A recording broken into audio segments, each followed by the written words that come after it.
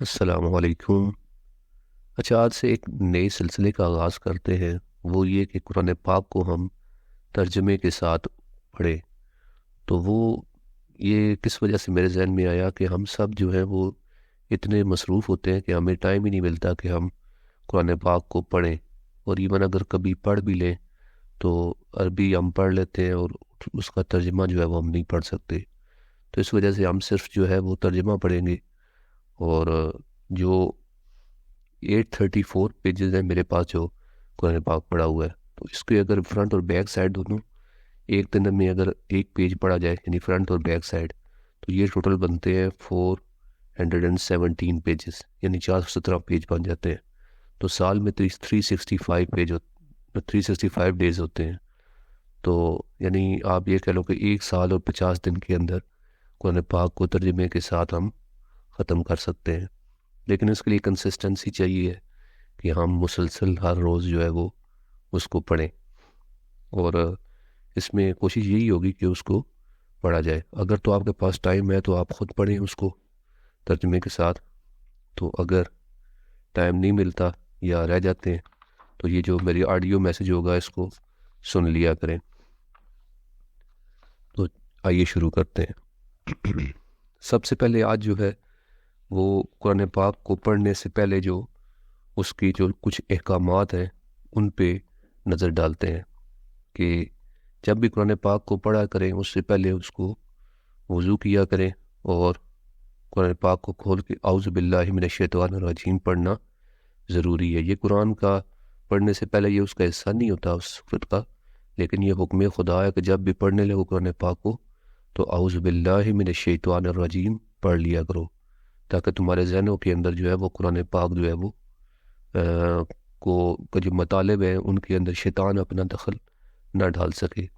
اور آپ کے ذہن کو کسی اور طرف نہ لے کے جا سکے۔ جو اللہ تعالیٰ کا بتایا ہوا مطلب ہے وہی انسان کے ذہن کے اندر رہے۔ تو سب سے پہلا جو ضروری کام ہے وہ اعوذ باللہ پڑھنا ہے۔ اس کے بعد یہ ہے کہ قبلہ رو ہو کے تلاوت کرنے کی بہت فضیلت بیان ہوئی ہے، اور اس سے پہلے اگر آپ ٹوتھ برش وغیرہ یا مسواک جس طرح پہلے زمانے میں کرتے تھے، اور عطر لگانا، پرفیوم جو ہے، جس طرح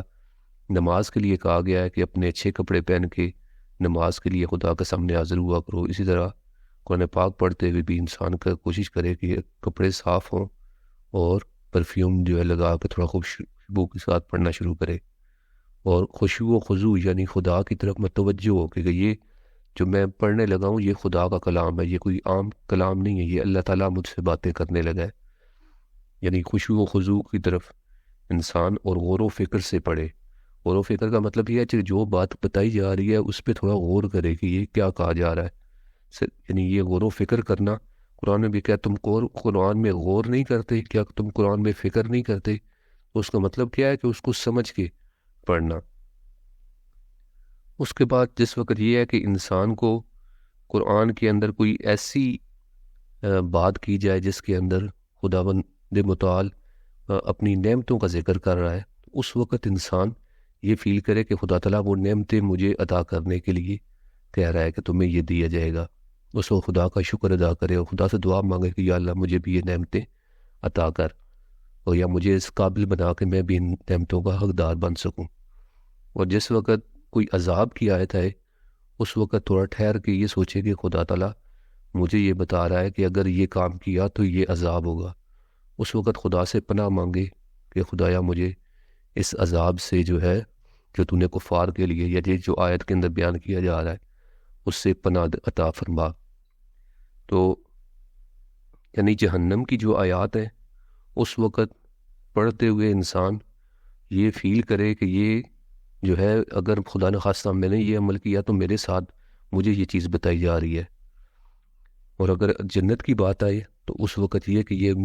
مجھے بتایا جا رہا ہے کہ میں نے اگر اچھا عمل کیا تو یہ مجھے ملے گا، تو اسی وقت ساتھ ہی جو ہے وہ قرآن کی آیت پڑھے اور ساتھ ہی دعا بھی خدا تعالیٰ سے کرے۔ یہ بھی ایک بہت اہم عنصر ہے۔ اور جب بھی رسول پاک صلی اللہ علیہ وسلم کا نام کہیں پہ قرآن پاک میں ہے تو درود پاک جو ہے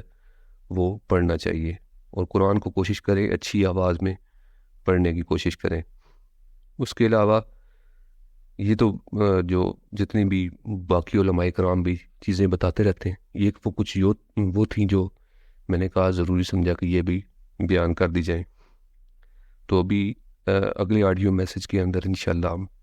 قرآن کی تلاوت کو شروع کرتے ہیں. جزاک اللہ.